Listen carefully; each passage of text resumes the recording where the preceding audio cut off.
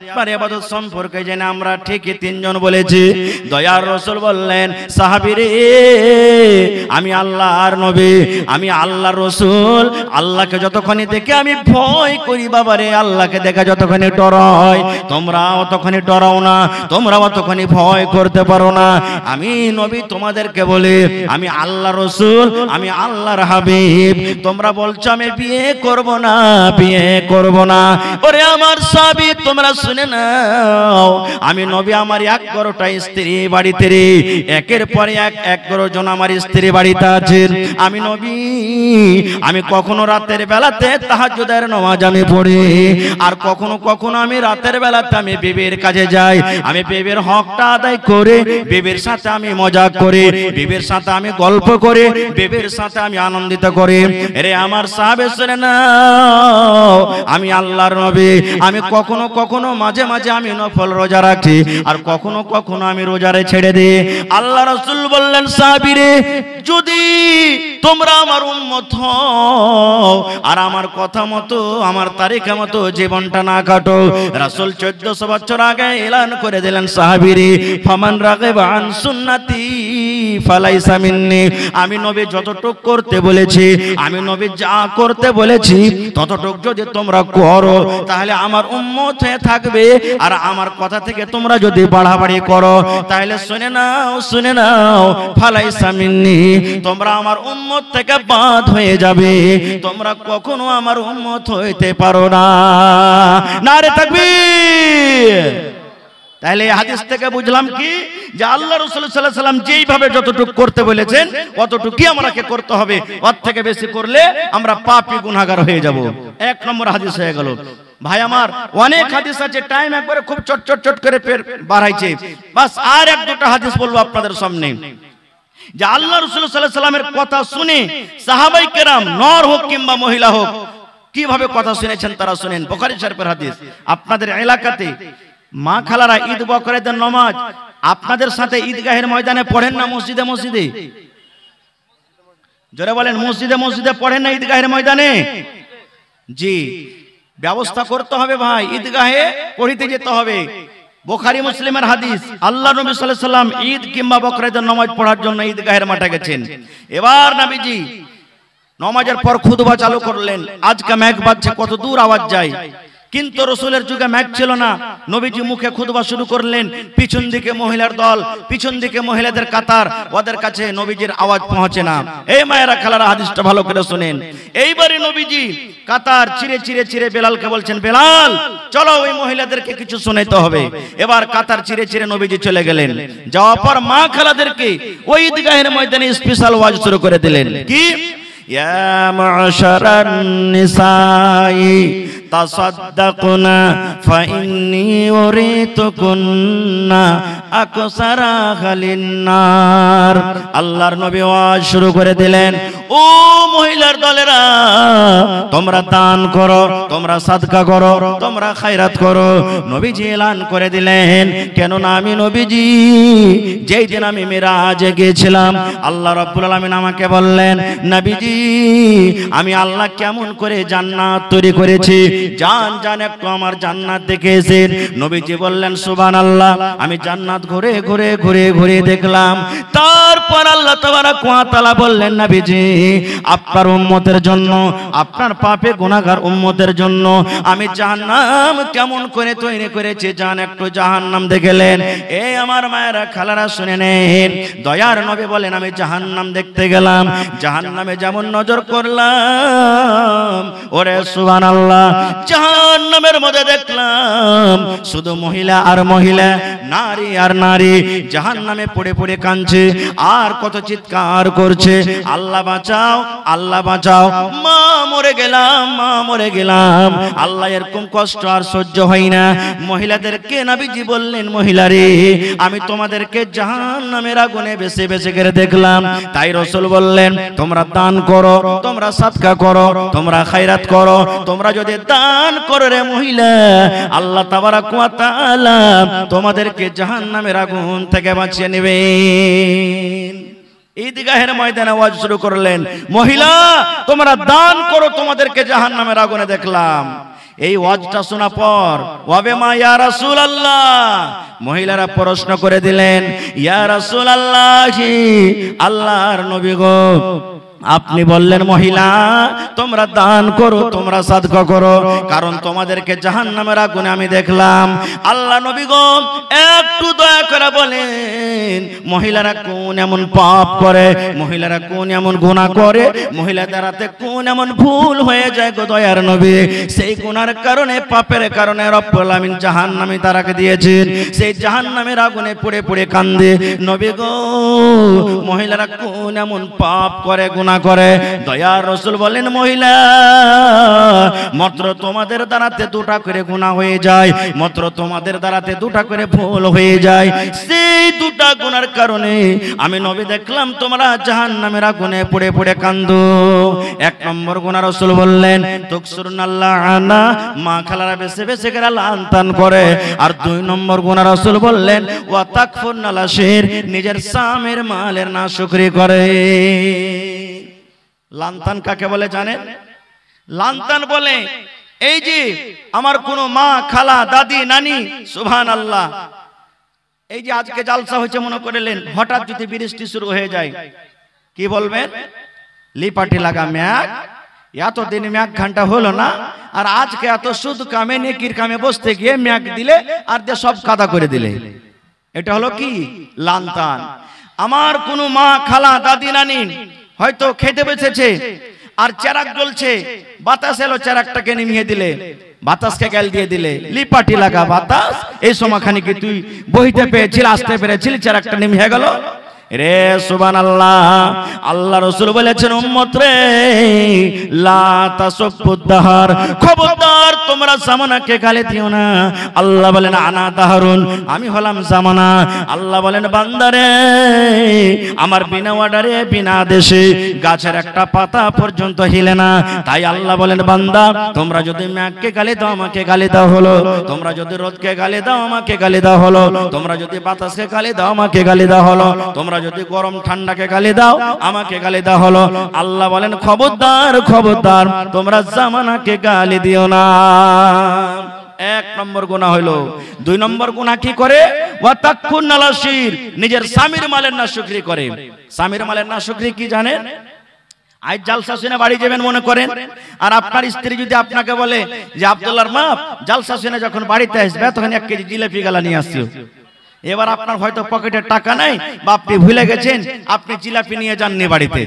বাড়িতে যাওয়া পর আপনার স্ত্রী দেখবে যে বেগে জিলাপি টিলাপি নাই, তখন ও মুখখানটা কিন্তু ভারী করে থাকবে। আর কি বলবে মনে মনে জানেন? মিনসে মুখ পড়া হুলমানকে কোনো কথা বলে আমার জীবনে সুখ শান্তি হয়নি। 1 কিলো জিলাপি আনতে বলেছি, তুই মুখ পড়া আনতে পারিনি। এই দেখেন, এই যে নাশুকরি করে দিলে রে আমার মায়েরা খালারা। সুবহানাল্লাহ। আল্লাহ রাসূলের ওয়াজ শুনে ওই ময়দানে ওরে সুবহানাল্লাহ নবী বললেন দান করো।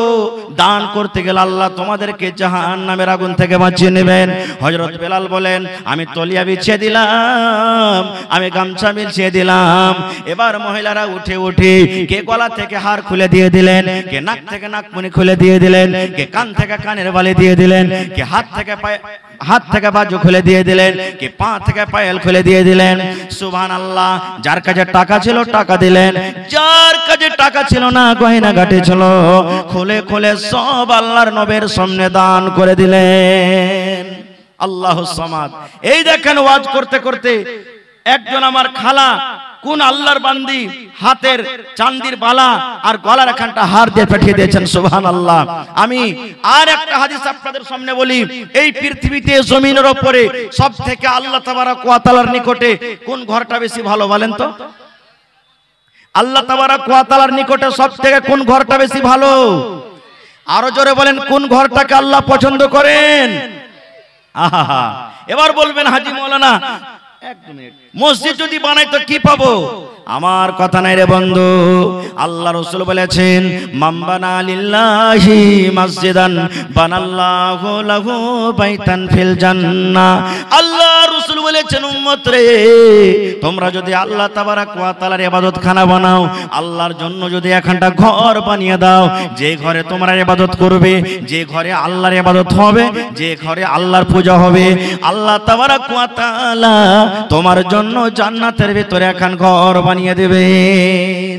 দুনিয়াতে মসজিদ বানাবেন, আপনার জন্য আল্লাহ তাবারাক ওয়া তাআলা জান্নাতে ঘর বানাবেন। আর একটা হাদিস এসেছে, আমার মাওলানারা বসে আছেন, জিজ্ঞাসা করবেন। আল্লাহ রাসূল বলেছেন পাখি যা আছে, পাখির বাসার সমান যদি তুমি ঘর তৈরি করো, আল্লাহ তার বিনিময়ে জান্নাতে এখন ঘর বানাবেন। এবার আপনি বলেন, পাখির বাসা তো আপনারা দেখেছেন না দেখেননি? পাখির বাসা দেখেছেন না দেখেননি? রাসূল বলছেন পাখির বাসার সমান যদি তুমি ঘর বানাও, তা আল্লাহ তোমার জন্য জান্নাতে ঘর বানাবে। এবার আপনাকে বলি যে হাজি ভাই, একটা পাখির বাসা ধরেন মোটামুটি আধ হাত বড় হবে নাকি?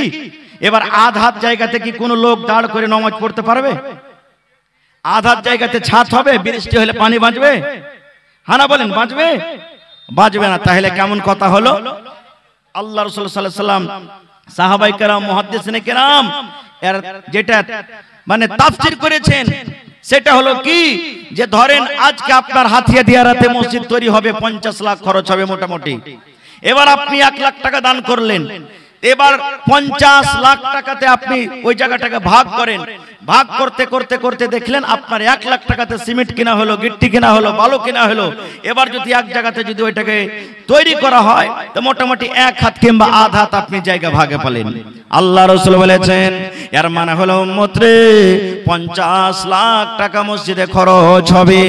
ওই 50 লক্ষ টাকার মধ্যে তুমি 1 লাখ দান করেছো, কেউ 10,000 দিয়েছে, কেউ 5,000 দিয়েছে, কেউ 2 লক্ষ টাকা দিয়েছে, কেউ 1,000 টাকা দিয়েছে। রাসূল বলেছেন সবাই মসজিদে সহযোগিতা করেছেন, সব মিলে ঝুলে মসজিদে দান করেছেন। আল্লাহ রাসূল বলেছেন উম্মত, প্রত্যেক মানুষের জন্য, প্রত্যেক দানের জন্য আল্লাহ রাব্বুল আমিন জান্নাতের ভেতরে ঘর বানিয়ে দিবেন। সুবহানাল্লাহ।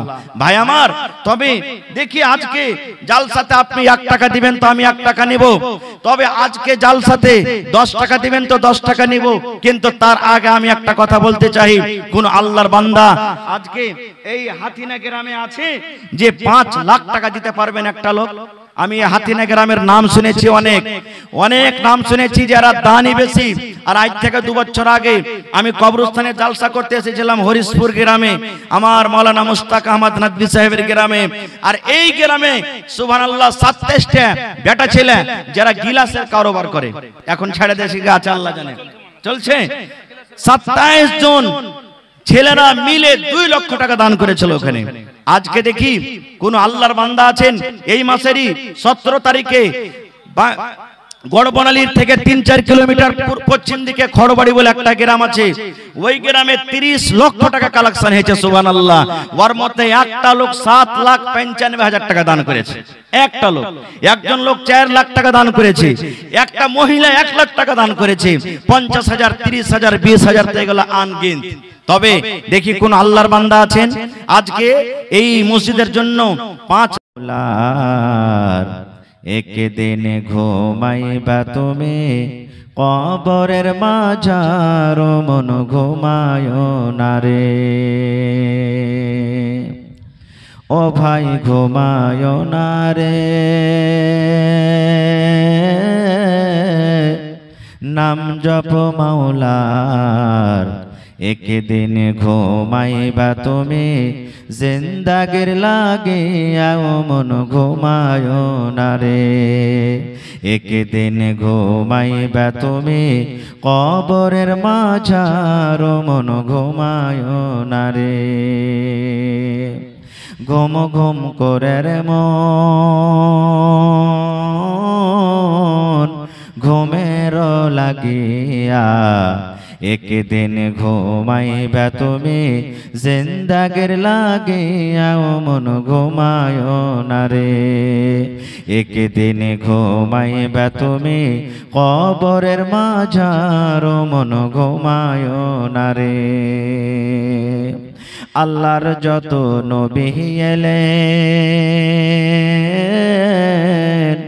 এ দুনিয়া মাঝার, আল্লাহর যত রাসূল এলেন এ দুনিয়া মাঝার, একে একে সব চলে গেলেন, একে একে সব চলে গেলেন কবরের মাঝার, মন ঘুমায় না রে। একে একে সব চলে গেলেন কবরের মাঝার, মন ঘুমায় না রে। সাদ্দাদ ফেরাউন বাদশা ছিল এ দুনিয়া মাঝার, একে একে সব চলে গেল, একে একে সব চলে গেল কবরের মাঝার, মন ঘুমায় না রে। ও ভাই ঘুমায় না রে,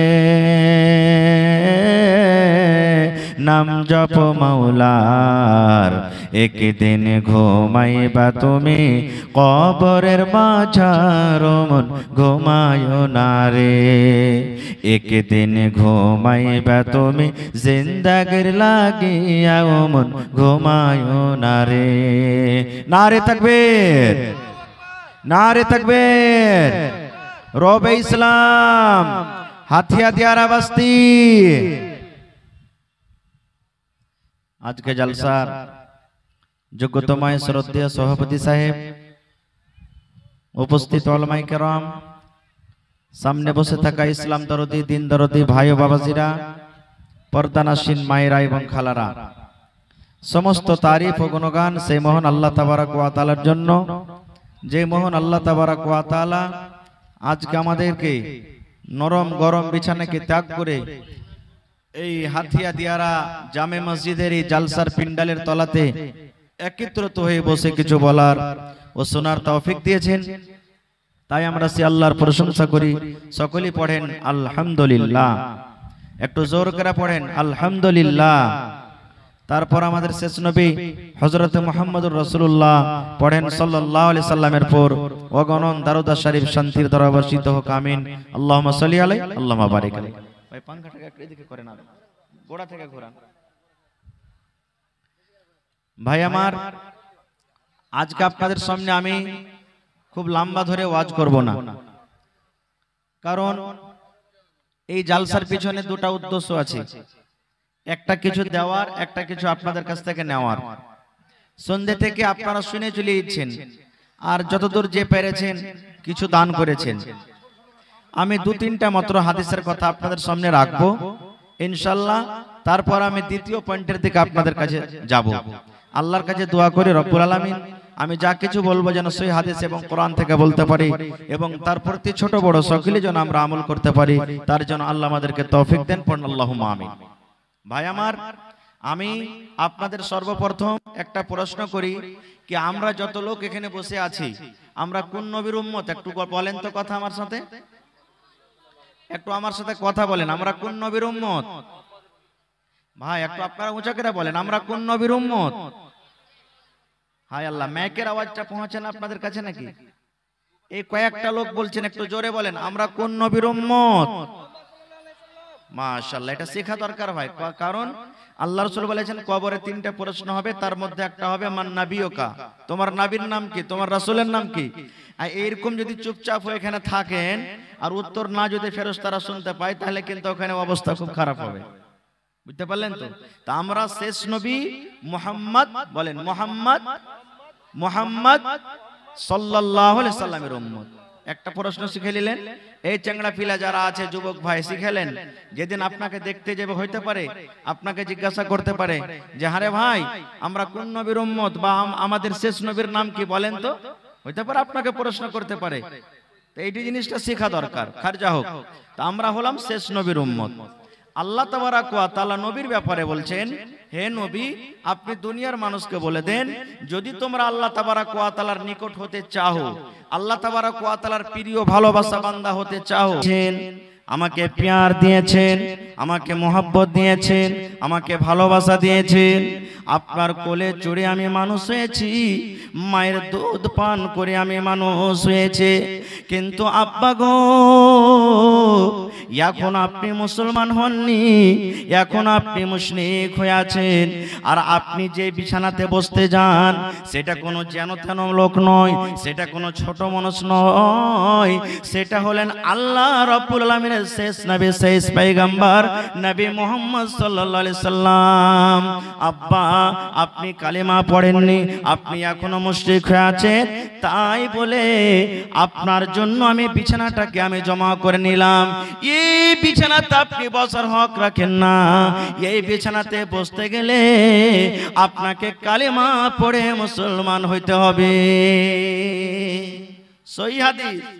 ভাই আমার, এই জায়গাতে আমি হাদিসটা কেন বয়ান করলাম যে আল্লাহ তাবারাক ওয়া তাআলার স্ত্রী সুবহানাল্লাহ উম্মাহাতুল মুমিনিন রামলা রাদিয়াল্লাহু তাআলা আনহা নবীকে কত ভালোবাসতেন, আর ওর বাপ মুশরিক বলে কত হাকারত করতেন যে তার জন্য বিছানাটাকে না বিছিয়ে জমা করে নিলেন। এই তো মহব্বত, ভালোবাসা। আর একটু আগে চলেন, সাহাবাই কেরাম আল্লাহ তাবারাক ওয়া তাআলার অনুসরণ করে চলেছেন, কিন্তু কোন সাহাবী যদি নবী সাল্লাল্লাহু আলাইহি সাল্লাম থেকে একটুখানি বাড়িয়ে বেশি করে দিয়েছেন, তাহলে আল্লাহ রাসূল সাল্লাল্লাহু আলাইহি সাল্লাম তার ব্যাপারে কি বলেছেন? এক দুটো হাদিসের কথা শুনেন। বুখারী শরীফের হাদিস। আল্লাহর নবীর দরবারে তিনজন সাহাবী এলেন নবীর ইবাদত সম্পর্কে জিজ্ঞাসা করার জন্য, যে নবীজি কখন কোন টাইমে কিভাবে ইবাদত করেন।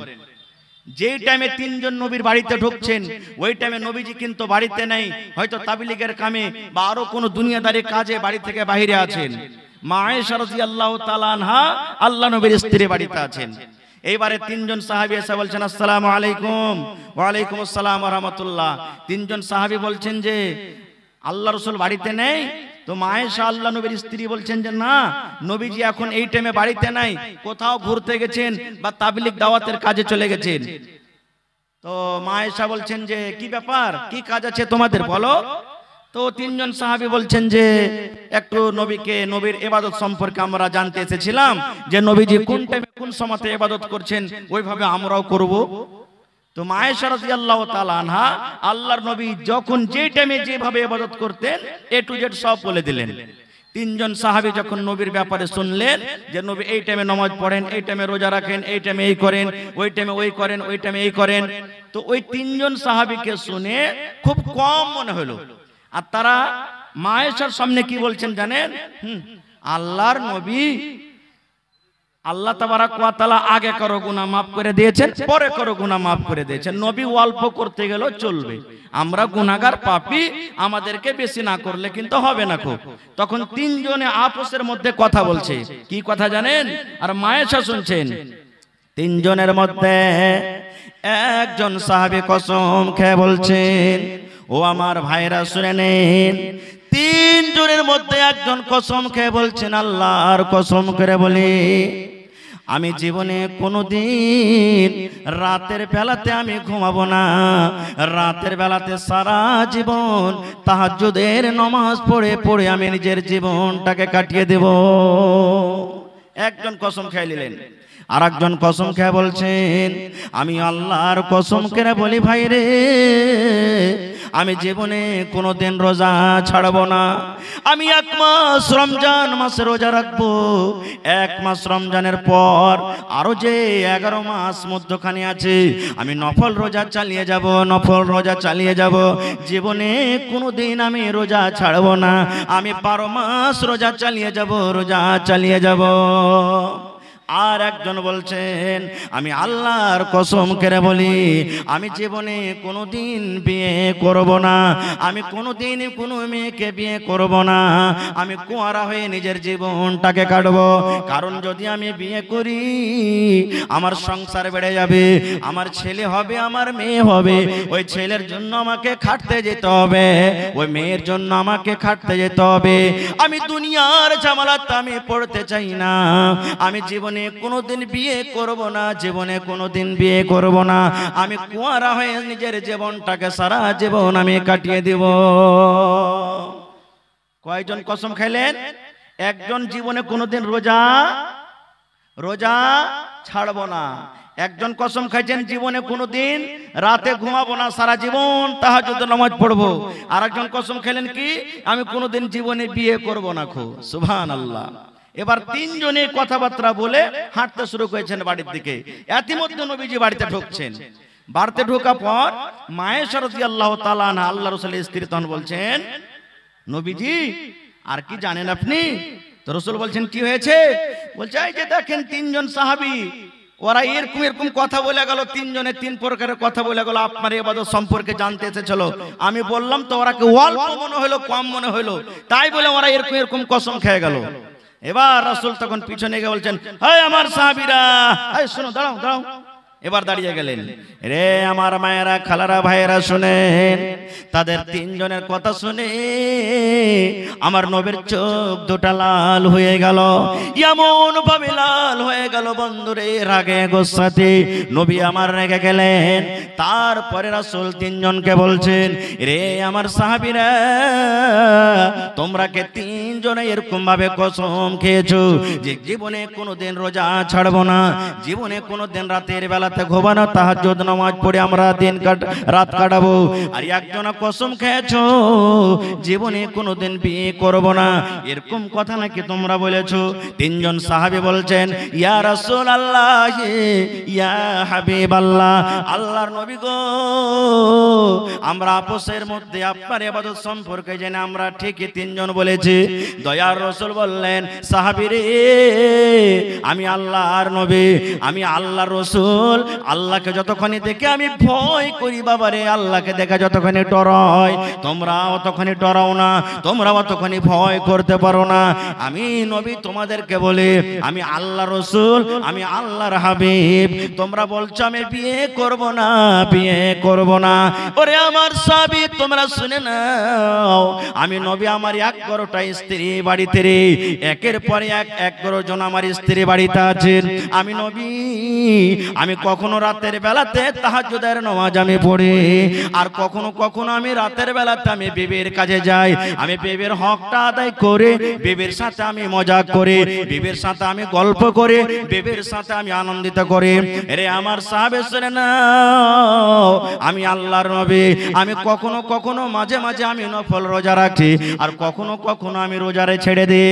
আল্লাহ রাসূল বললেন, সাহাবীরে, যদি তোমরা আমার উম্মত হও আর আমার কথা মতো, আমার তারিখা মতো জীবনটা না কাটো, রাসূল 1400 বছর আগে এলান করে দিলেন, সাহাবীরে, ফামান রাগিবা আন সুন্নতি ফালাইসা মিন্নি, আমি নবী যতটুক করতে বলেছি, আমি নবী যা করতে বলেছি ততটুক যদি তোমরা করো তাহলে আমার উম্মত হয়ে থাকবে, আর আমার কথা থেকে তোমরা যদি বাড়াবাড়ি করো তাহলে শুনে নাও, শুনে নাও, ফালাইসা মিন্নি, তোমরা আমার উম্মত থেকে বাদ হয়ে যাবে, তোমরা কখনো আমার উম্মত হইতে পারো না।